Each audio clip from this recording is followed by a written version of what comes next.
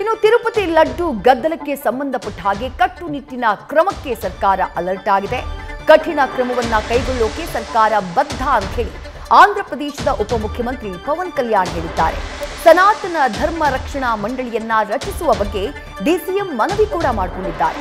ಕೇಂದ್ರ ಸರ್ಕಾರಕ್ಕೆ ಆಂಧ್ರ ಡಿಸಿಎಂ ಪವನ್ ಕಲ್ಯಾಣ್ ಮನವಿ ಮಾಡಿದ್ದಾರೆ. ಎಲ್ಲ ದೇವಾಲಯಗಳ ಸಮಸ್ಯೆಯನ್ನ ಪರಿಹರಿಸೋಕೆ ಒಂದು ಮಂಡಳಿ ಬೇಕು.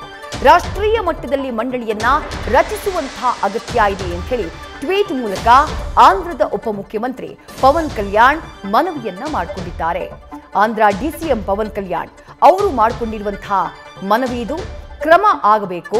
ಈ ನಿಟ್ಟಿನಲ್ಲಿ ದೇಗುಲಗಳಲ್ಲಾಗುವಂತಹ ಸಮಸ್ಯೆ ಇದೆಯಲ್ಲ, ಅದನ್ನ ಆ ಪರಿಹಾರವನ್ನ ಕೊಡುವುದಕ್ಕೆ ಅಥವಾ ಆ ಬಗ್ಗೆ ಚರ್ಚೆಯನ್ನ ಮಾಡುವುದಕ್ಕೆ, ಆ ಬಗ್ಗೆ ಪರಿಶೀಲನೆಯನ್ನ ಮಾಡುವುದಕ್ಕೆ ಸನಾತನ ಧರ್ಮ ರಕ್ಷಣಾ ಮಂಡಳಿಯನ್ನ ರಾಷ್ಟ್ರೀಯ ಮಟ್ಟದಲ್ಲಿ ರಚನೆ ಮಾಡಬೇಕು ಅನ್ನುವಂತಹ ಮನವಿಯನ್ನ ಮಾಡಿಕೊಂಡಿದ್ದಾರೆ ಆಂಧ್ರ ಪ್ರದೇಶದ ಡಿಸಿಎಂ ಆಗಿರುವಂತಹ ಪವನ್ ಕಲ್ಯಾಣ್.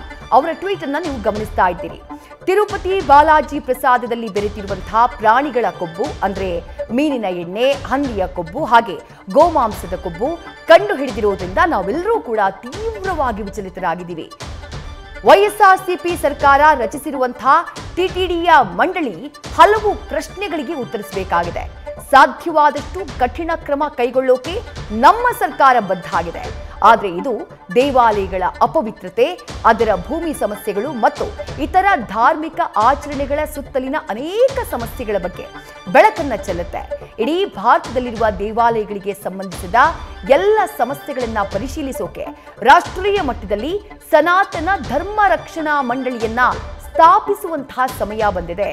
ರಾಷ್ಟ್ರೀಯ ಮಟ್ಟದಲ್ಲಿ ಎಲ್ಲ ನೀತಿ ನಿರೂಪಕರು, ಧಾರ್ಮಿಕ ಮುಖ್ಯಸ್ಥರು, ನ್ಯಾಯಾಂಗ, ನಾಗರಿಕರು, ಮಾಧ್ಯಮಗಳು ಮತ್ತು ಅವರವರ ಕ್ಷೇತ್ರದಲ್ಲಿ ಚರ್ಚೆ ನಡೆಯಬೇಕು.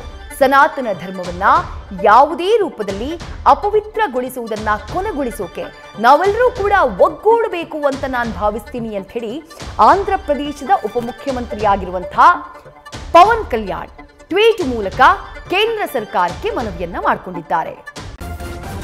ನ್ಯೂಸ್ ಫಸ್ಟ್ ನಿರ್ಭೀತಿಯಿಂದ ನಿಮ್ಮ ಪರವಾಗಿ.